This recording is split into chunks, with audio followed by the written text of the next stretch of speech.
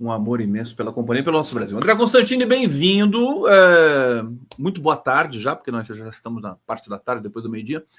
Vou pedir para você saudar o nosso público aqui, querido, comunidade, e se você puder, falar dos lançamentos que estão no teu radar, que você tem feito aí. Vamos lá, Constantini! Bem-vindo, querido. Boa tarde, Conde. Boa tarde, comunidade da TV 247. Boa tarde àqueles que nos assistem e nos acompanham ao vivo pelo chat. E boa tarde àqueles que estarão nos assistindo, nos acompanhando posteriormente, já que essa live vai ficar gravada aqui na grade de programação da TV 247. Falando aqui diretamente, Conde, da faixa de Gaza, do campo de extermínio, do meu condomínio privado de direitos, favela da Babilônia, e eu tenho boas novas para trazer para os internautas que nos acompanham nesse momento, ao vivo, aqui pelo programa Giro das 11, muito bem comandado pelo nosso companheiro, nosso amigo Conde. O primeiro informe que eu quero passar para os internautas, Conde, é que ontem, aqui na cidade do Rio de Janeiro, nós lançamos o Núcleo Internacional Antifascista. E o Núcleo Internacional Antifascista, que nós lançamos ontem aqui na cidade do Rio de Janeiro, é um desdobramento do encontro nacional que aconteceu em Brasília. E o encontro nacional que aconteceu em Brasília é um desdobramento do encontro internacional que aconteceu na Venezuela. E lá em Brasília, esse encontro que aconteceu de forma presencial e virtual, eu participei virtualmente, eu não tive condições de ir até Brasília para participar presencialmente desse importantíssimo evento. Nós deliberamos que nós iríamos inaugurar os núcleos da Internacional Antifascista em vários estados e em vários municípios aqui do Brasil. Porque, Conde, o fascismo ele está se proliferando e avançando no mundo. E o avanço e a proliferação do fascismo na atual conjuntura que nós vivenciamos, principalmente no campo da geopolítica, onde acontece um acirramento na disputa pela hegemonia global, e de um lado você tem o bloco do sul global, liderado pela Rússia, pela China e pelo Irã, do outro lado você tem o bloco liderado pelo imperialismo e os seus lacaios. Então não existe muro para ficar na política nesse momento. Nós temos que optar por um dos dois lados. E nós, que pertencemos à esquerda combativa, revolucionária, internacionalista e anti-imperialista, obviamente optamos pelo lado do bloco do sul global. E não se combate fascismo, Conde, através da eleição burguesa. E não se combate fascismo, muito menos, depositando as nossas fichas na justiça burguesa brasileira. Jamais ela irá combater o fascismo. Ela é cúmplice do fascismo. Vale lembrar, Conde, que essa mesma justiça que é burguesa aqui no Brasil, ela mantém encarcerado 40% dos presos que encontram-se encarcerados nessas masmorras que é o sistema carcerário no Brasil. Lembrando que nós somos a terceira maior massa carcerária do mundo. Somos a terceira maior massa carcerária do mundo. E se esse projeto que caminha nos bastidores da política de forma camuflada, de privatização dos presídios, se consolidar no Brasil, o preso, que já é uma mercadoria bastante valiosa, porque tudo no capitalismo vira mercadoria e o preso é uma mercadoria, ele vai passar a ser uma mercadoria mais valiosa ainda. E rapidamente o Brasil vai chegar aí ao número 1 no ranking dos encarcerados. A gente tem que ficar atento, porque esse projeto está rolando aí nos bastidores da política de forma camuflada. Então, essa mesma justiça mantém 40% dos presos encarcerados chamados e denominados de presos provisórios.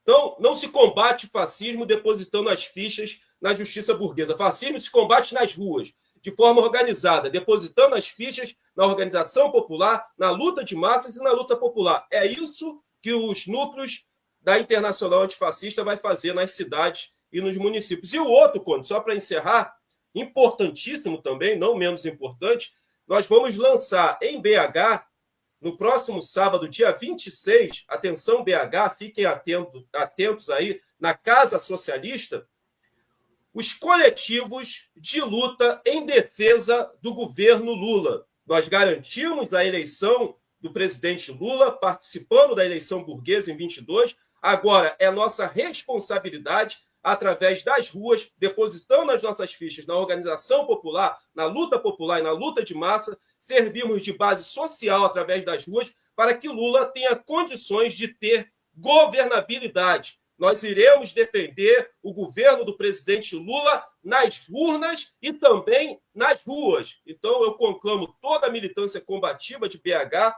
para comparecer na Casa Socialista sábado, dia 26.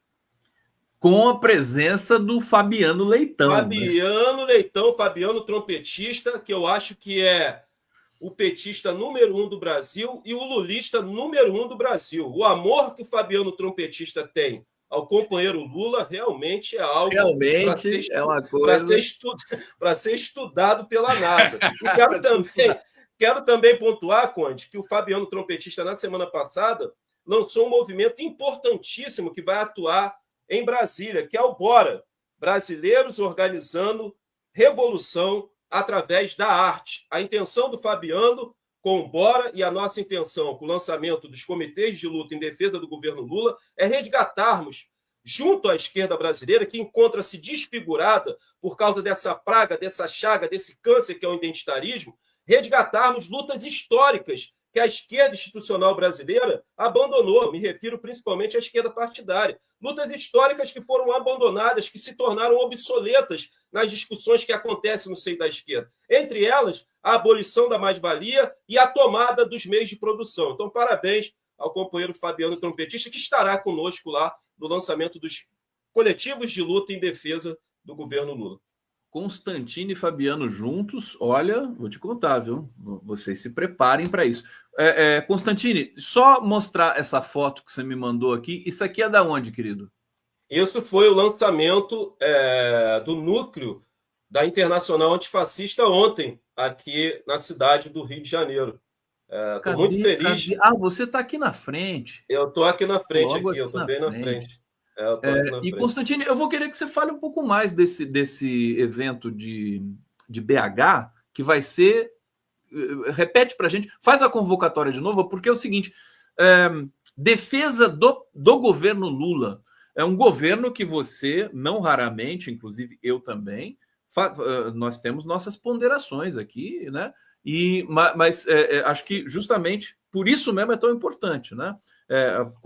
Consagrar e reiterar o apoio ao governo Lula. Fala mais um pouquinho só, porque eu sei que tem outros temas importantes também que você quer comentar, mas só para fechar e fazer a convocatória de novo. É importante, né, Conde? Eu acho que nós estamos nos organizando para defender o governo do presidente Lula através das ruas, depositando todas as nossas fichas na organização popular, na luta de massa, na luta popular, porque entendemos e compreendemos a importância e a relevância que o governo Lula tem. Mesmo assim, não deixaremos, né, de realizar essa defesa, não deixaremos de tecer as críticas que são necessárias serem feitas ao governo Lula, até para que ele possa caminhar para um aperfeiçoamento.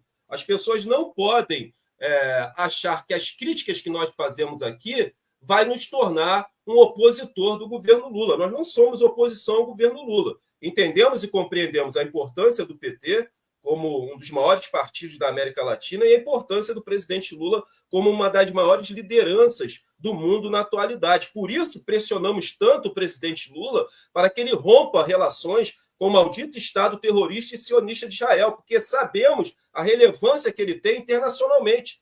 E ele, assim o fazendo, outros líderes, com certeza, seguirão, né, a posição do presidente Lula. E a única forma dos líderes mundiais cooperarem e ajudarem os palestinos que estão sendo dizimados com o avanço da política de limpeza étnica tocada e gerida pelo verme do Netanyahu, com o apoio do imperialismo norte-americano, com o apoio do imperialismo ocidental, com o apoio da ONU, que não serve para nada, é igual nota de repúdio, nós continuaremos nas ruas pressionando o Lula para que ele rompa relações com o Estado sionista de Israel, porque retórica não combate o genocídio palestino. Então, quero convidar vocês, Casa Socialista, eu só não estou com o horário do evento aqui, mas, salvo não me engano, vai ser às 10 horas da manhã. A Casa Socialista é um espaço onde acontecem vários eventos da esquerda de BH. Então, convocamos vocês para que vocês possam estar junto conosco no lançamento dos coletivos de luta em defesa do governo Lula. Queremos fazer desse movimento um movimento nacional para que nós possamos servir de base social através das ruas,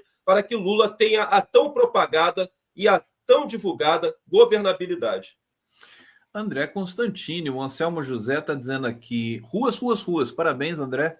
Ter as ruas é ter tudo. Constantini, acho que nosso tema é a Guarda Municipal Armada do Rio de Janeiro. Quero te ouvir, diga tudo, por favor. Conde, aconteceu ontem na Câmara Burguesa Municipal de Vereadores da cidade do Rio de Janeiro uma votação para uma discussão e uma votação para o armamento da Guarda Municipal. E nessa primeira votação, o Eduardo Paes se saiu vencedor. Com 43 votos, foi aprovado na primeira votação, vai ocorrer uma segunda votação, o armamento da Guarda Municipal. Antes de dissecarmos esse assunto e as consequências nefastas que os cidadãos cariocas sentirão na pele, principalmente os moradores de favela e de periferias aqui da cidade do Rio de Janeiro, em especial e principalmente os camelôs e os ambulantes, eu quero tecer uma crítica dura e severa à esquerda institucional carioca e à esquerda carioca como um todo. Que na eleição burguesa municipal, onde o Eduardo Paes se saiu vencedor no primeiro turno, a esquerda fez uma opção errônea, na minha opinião. Foi de apoiar o Eduardo Paes no primeiro turno, quando todas as pesquisas davam como certo a sua vitória ainda no primeiro turno, o que se materializou e o que se concretizou. Mas a esquerda, tirando aí o PSOL, que lançou uma candidatura própria, decidiu apoiar o Eduardo Paes em primeiro turno. E aí, Conde, a gente tem que falar algo que está dominando a esquerda institucional partidária e parte da esquerda. Ela está sentada em cima de dois mantras. O primeiro mantra é a defesa da democracia burguesa. O segundo mantra é o combate ao fascismo. Em cima desses dois mantras, a esquerda brasileira está praticando as maiores loucuras que ela poderia praticar. Em cima desses dois mantras, a defesa da democracia burguesa e o combate ao fascismo. Foi com essa narrativa que a esquerda institucional partidária, quase na sua totalidade, decidiu apoiar o prefeito Eduardo Paes em primeiro turno. O prefeito Eduardo Paes, que é venerado pela esquerda carioca, é o malandro carioca, é o bom gestor, que, na verdade, o que o Eduardo Paes faz é tocar o avanço do projeto neoliberal aqui na cidade do Rio de Janeiro. É transformar a cidade do Rio de Janeiro em um banco imobiliário. O Eduardo Paes segue sucateando a educação pública aqui no município do Rio de Janeiro com uma única intencionalidade: privatizar a educação. Eduardo Paes sempre foi o inimigo da educação.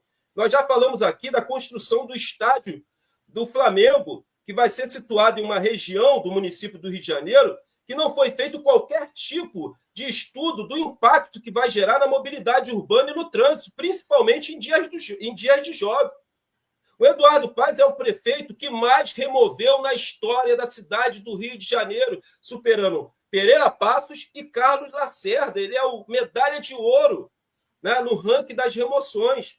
E ele continua avançando com o projeto neoliberal na cidade do Rio de Janeiro, com o apoio da esquerda institucional e com o apoio da esquerda carioca, que gosta do bom malandro carioca, que é o prefeito Eduardo Paes. E esse projeto do armamento da Guarda Municipal foi apresentado pelo prefeito Eduardo Paes. Então, essa ponderação eu queria fazer aqui. Nós erramos, nós tínhamos que ter lutado em unidade e lançado uma candidatura para a prefeitura da cidade do Rio de Janeiro, do município do Rio de Janeiro, em unidade, para apresentarmos um projeto de cidade para o município do Rio de Janeiro, para apresentarmos um programa, uma alternativa à Conde. Isso não foi feito.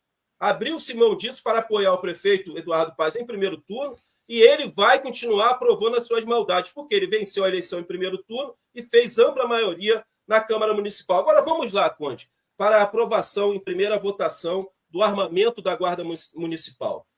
Essa aprovação em primeira votação do armamento da Guarda Municipal vai trazer 3 consequências nefastas para os cidadãos cariocas, e eu quero me ater e dissecar essas 3 consequências nefastas que o armamento da Guarda Municipal vai trazer para os cidadãos cariocas, especificando aqui, em especial, para os moradores de favela e, em especial, para os camelôs e os ambulantes. A primeira consequência, Conde, que o armamento da Guarda Municipal vai trazer para os cidadãos cariocas é o aumento da circulação de armas nos territórios controlados pelas milícias e pelas facções. André Constantini, por que você está fazendo um link da aprovação do armamento da Guarda Municipal com o aumento da circulação de armas nos territórios de favelas controlados pelas milícias e pelas facções? Eu vou trazer um dado para você, que foi bastante propagado pelos jornais impressos que representam a burguesia nacional e os jornais televisivos que também representam os interesses da burguesia nacional e da classe dominante. Uma quantidade considerável das armas que circulam hoje nas favelas cariocas, nos territórios controlados pelas milícias e pelas facções, são de usos exclusivos do Exército, da Marinha e da Aeronáutica. E das polícias. Essas armas, Condes, não chegam aqui voando. Elas não caem do céu. Elas são desviadas e vendidas para as facções e para as milícias. Se existem instituições no Brasil que não têm interesse nenhum de acabar com as facções e com as milícias, essas instituições são as instituições que compõem o braço armado do Estado burguês brasileiro, entre eles as Forças Armadas e as polícias. Eles não têm interesse nenhum em acabar com o avanço das milícias e com o avanço das facções, porque essa relação estrutural de corrupção que existe, principalmente relacionada à polícia militar, que é a polícia ostensiva, é a polícia que realiza as operações, por isso nós colocamos o foco direto na polícia militar, mas o problema são todas as polícias, que são polícias de classe e servem como ferramenta de controle social para conter as futuras revoltas das massas. A gente foca muito na polícia militar. Mas essa relação estrutural de corrupção que existe entre a polícia militar e as facções e as milícias aqui no Rio de Janeiro são os arregos que são pagos mensalmente, Conde, para que as milícias possam continuar atuando livremente, as facções possam vender os entorpecentes livremente, sem ser incomodados pela polícia. Todo mês é pago um arrego para os comandantes de batalhão.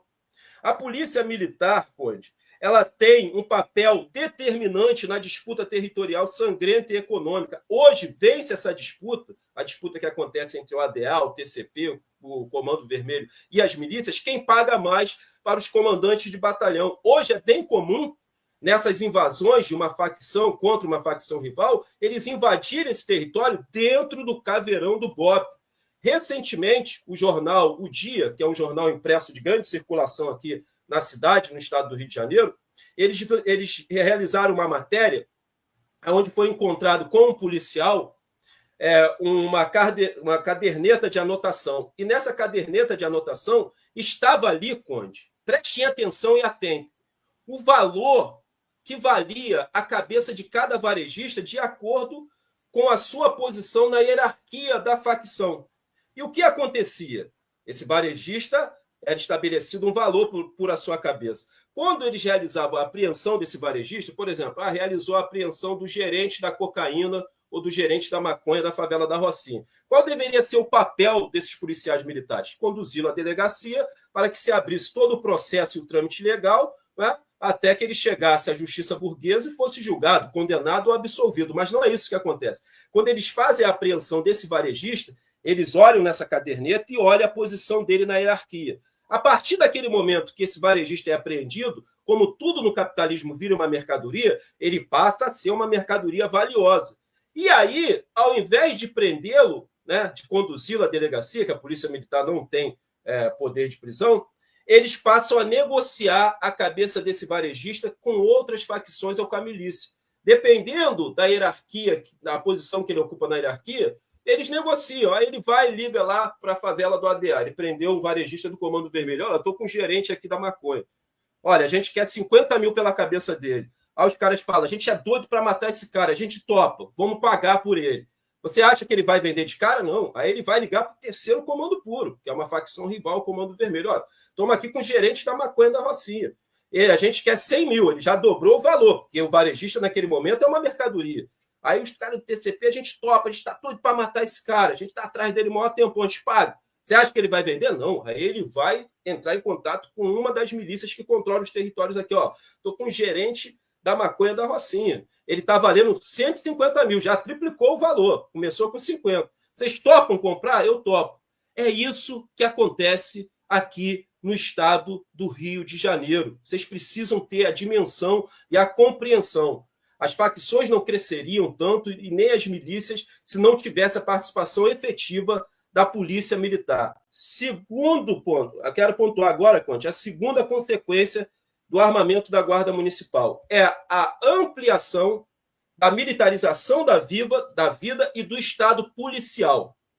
E aí eu quero me remeter, Conde, àquilo que nós debatemos aqui há uma semana atrás, onde os ministros do STF, eles que agora são aí, se apresentam como os grandes guardiões da democracia, os defensores da democracia burguesa, eles aprovaram a volta do uso dos helicópteros em operações policiais nas favelas cariocas.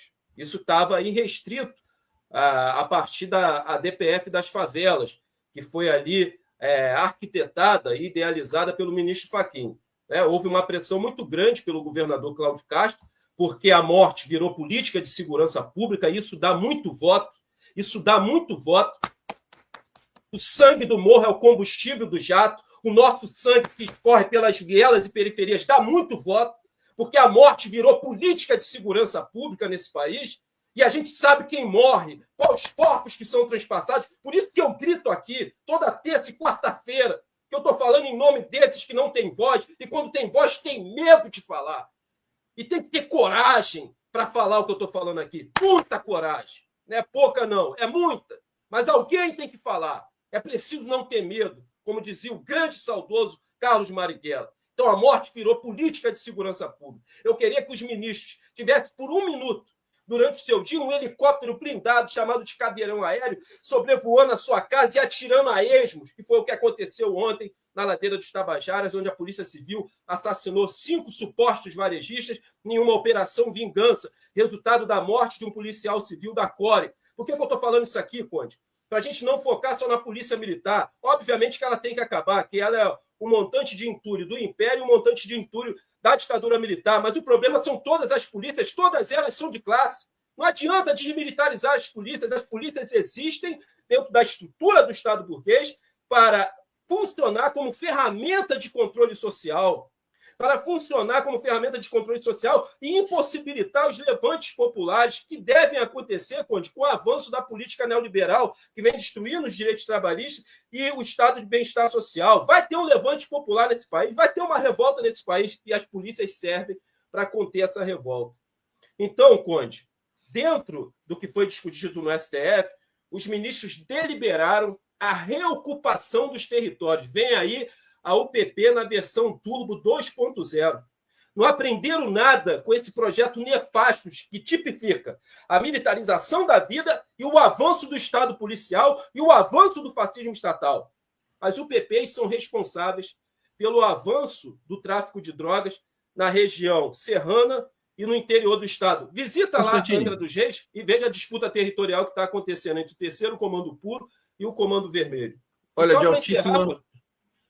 Rapidinho, 1 minuto. Se você puder fazer... Você quer falar? 1 minuto.